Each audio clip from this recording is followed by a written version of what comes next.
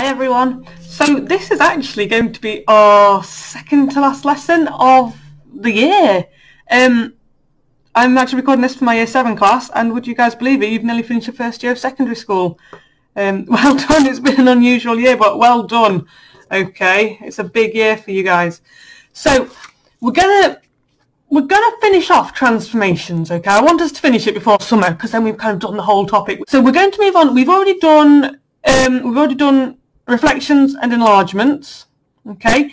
We're going to do rotation this week, and then we're going to look at translations next week, okay? And that'll be your last one for the year. So rotations, this is a bit of a checklist, first of all, things that you need to know to be able to do rotations. First of all, let's just make sure we know what rotation means, okay? It means to spin. To rotate something is for it to turn around, okay?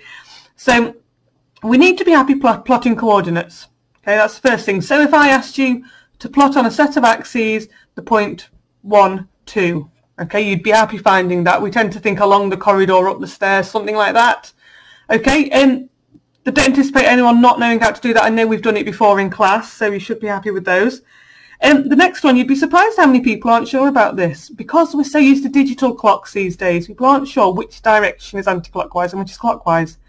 You might know this one better as counterclockwise. I know the Americans call it counterclockwise. So clockwise is the direction of the hands going forward. So actually, I drew this circle for something else, but I can use it for this as well. So when the time goes forward, the clock hands start to move that way, okay? So as the time ticks on in the hours, minutes and hours go by, it starts to turn around that way. And of course, anti-clockwise is the other way, okay? I hope most of you know that, but you know, I'd kind of expect a few people not to know it just because we don't really use it as much these days. We don't tend to use those kind of watches much anymore. So that's your clockwise and anti-clockwise. And the last one is our 4 turns, okay? Now, if you've got a protractor, have a look on it. We've not really done any work with protractors yet this year. So what we're looking at here are our 4 sets of angles. Now, I know you guys will be happy that 90 degrees is a right angle, okay? I think most people are happy with that. So I'm just going to draw it on here. 90 degrees, okay? And that's, there we are. And the way people quite often look at these is that 90 degrees is a quarter, okay? Some people quite like to think of it like this. Quarter, okay? 180 degrees, now that comes all the way down here, okay, straight line. This is our 100, I'll pop it there, look, 180 degrees there. So when you have the protractor, it's a flat line, okay, it goes straight across. So that's a half. Some people think about it as a half, okay, half of the circle. And the next one, 270. Now, you're probably less familiar with that one. 270 actually comes out across here. So if we started up here, I'm going to get another colour, I think we're getting a little bit mixed up here. Okay, if you started up here, 270 degrees, if you turn 270 degrees, it would take you to there. Okay, so we like to think of that as a 3/4 turn. Okay, and I'm hoping you might be able to have a flying guess at the last one. 360 is actually all the way around, okay? So it's a full turn. Now, when we're looking at rotations, we tend not to use this one, okay? We tend not to use it just because it doesn't change anything. If you're standing, looking, maybe standing at your front door and looking out, and you do a 360 degree turn, you'll be standing in the exact same position you were before. So we don't tend to see it as often. Sometimes it might pop up as a real test, you know, for you guys, but actually it's one of the less used ones, okay? We don't see this one as much, and I'll explain why in a few moments. But we don't see it as much, but you do need to know it because it does still get used, okay? And it throws people off because they're so used to these two, okay? But we need to be happy that's 3/4, okay? Right, so that said, let's go on to actually learning how to rotate things. I have got, where are we? Right then, some examples here. And I'm just going to go straight in and show you how to do this. So, where is my number 1 example? Here it is. It's a noisy one, this, because you'll find out in a minute why. We have to use tracing paper and it gets a bit rattly, a bit rustly. So we're going to rotate this shape here clockwise by 90 degrees, about 0.00. Okay, that's the question. That's kind of telling us what we need to do. And there's 3 things in there. We've got clockwise, okay? So we need to go the way that the clock goes. So we're going to turn it this way. Okay, 90 degrees. Well, we just talked about that was a quarter turn. Okay, a quarter turn. About 0.00. This goes back to our coordinates. I've actually already marked that one on there. Sometimes you'll see this called the origin. Okay, they don't always write 00 because this is also known as the origin. Okay, so you might see that word instead. Right then, so the way we do this, because it's a bit tricky, what we want to do is move this shape with this at the centre and kind of turn it 90 degrees that way, which is tricky. So we get tracing paper. Now, I know you guys probably haven't got tracing paper lying around at home. I didn't even have tracing paper lying around at home. I've used baking paper, okay? I actually use this. I don't even use it for baking. I'm not very good at baking. I use it for tracing sewing patterns. So but you might find you've got something like that lying around, or just some thin paper that you can just about see through. Okay, and what we do, we take that and pop it on top. Okay, so we can still see through it. And we're going to trace the shape. Okay, we're going to trace it just like this. Oh, this is difficult to draw and it's a bit shiny, this one. The other side's better. Okay, and I'm also going to trace what we call the centre, okay, our centre of rotation there, okay. So the point that we're going to rotate about. Now this is the real kind of, you've got to go steady with it, okay, you've got to go steady. I'm going to put my pen right there, on my centre there, okay. So right on the point, 00. And then I'm going to turn my paper. It helps if your paper is in a rectangle shape, because I know I want to turn it this way, a quarter turn, okay. So I'm just going to turn it, so from there, going to go round 1/4, okay. I've turned it 90 degrees and that's where it's going to land, okay. So the trickiest part here really is putting that underneath, because as soon as you pick it up it disappears, okay.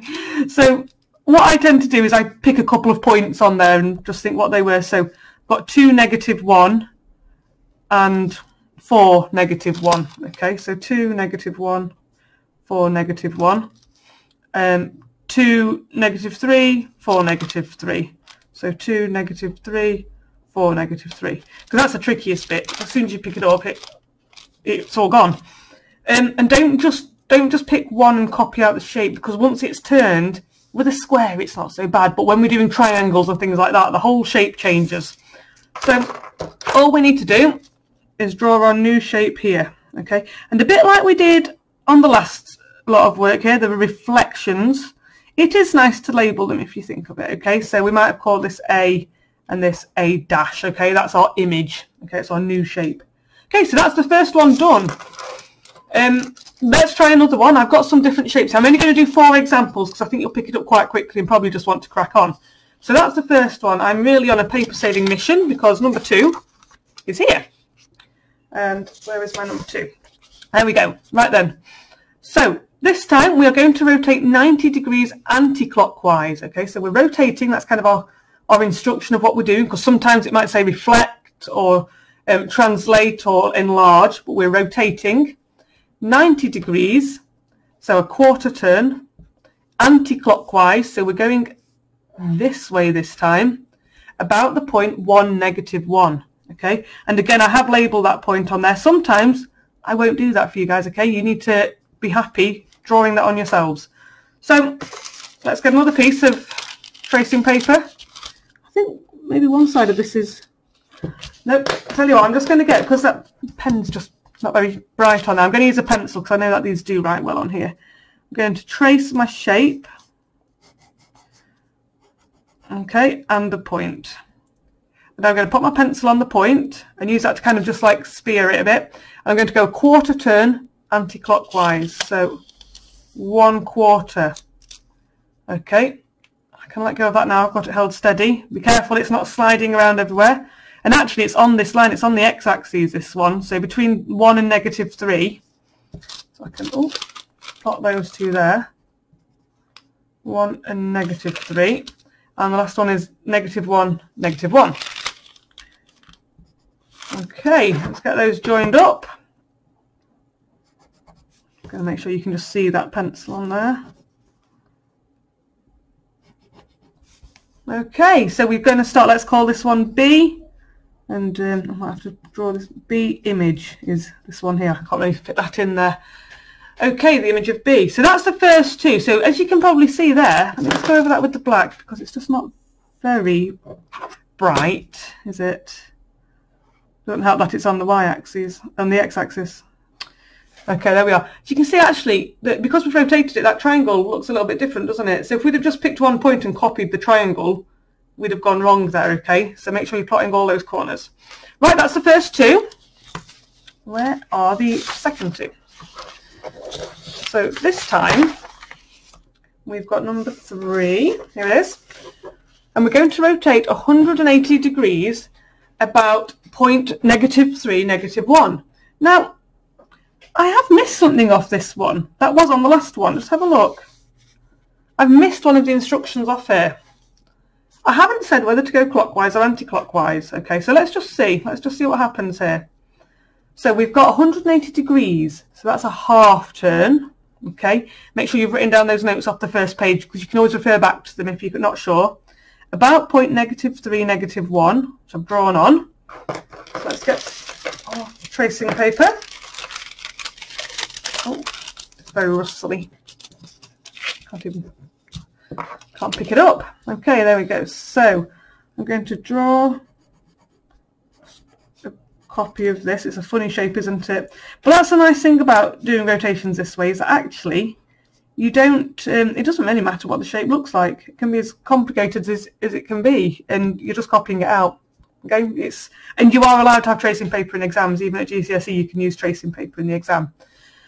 So we're going to go 180 degrees, so we're going to turn it half, but we don't know which way to go. So let's just try it if we do a half turn clockwise first. Okay, let's see what happens. So we're going 1/4, a half. That's going to land it there. Okay, let's just try it the other way then. So if we're going to go anti-clockwise, oh, I really can't pick this up today. There we are. So 1/4, a half. Look, that actually lands in the exact same place, because if we're going 180 degrees, we're going halfway, so it doesn't matter which way we go. And that's why it doesn't tell us which way to go, because it actually doesn't really matter. It's still going to end up in the same place. So let's draw this one on. So we go -1, -2 on the x-axis. Oh, -1, -2. That's what we've got here. There we go. -1, 2, -3, 2. -1, 2, -3, 2. What's that last two here? So -2, 1 and -3, 1. -2, 1, -3, 1. So there's our image. Let's just join those together. Make sure you're using a ruler and keep it nice and neat. The only thing is, if it's a very complicated shape, is just remembering which crosses connect to which other crosses.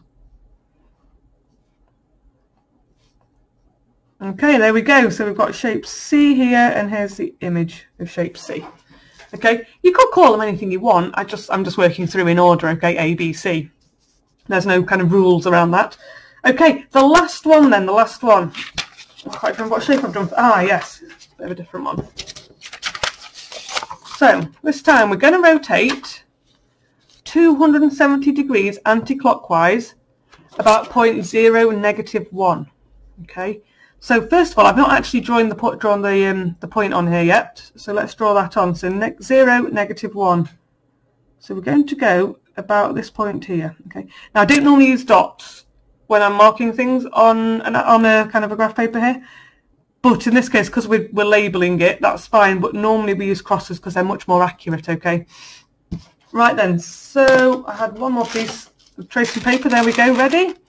And this time we're going to be going 270 degrees, so that's a 3/4 turn, anti-clockwise, so that's that way, about this point which we've labelled.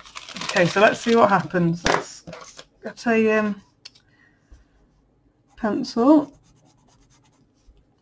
I'm just doing this quite shady because I'm kind of like shading it in a bit, because I just want to make sure you can see it. I know sometimes pencil doesn't show up very well on the camera.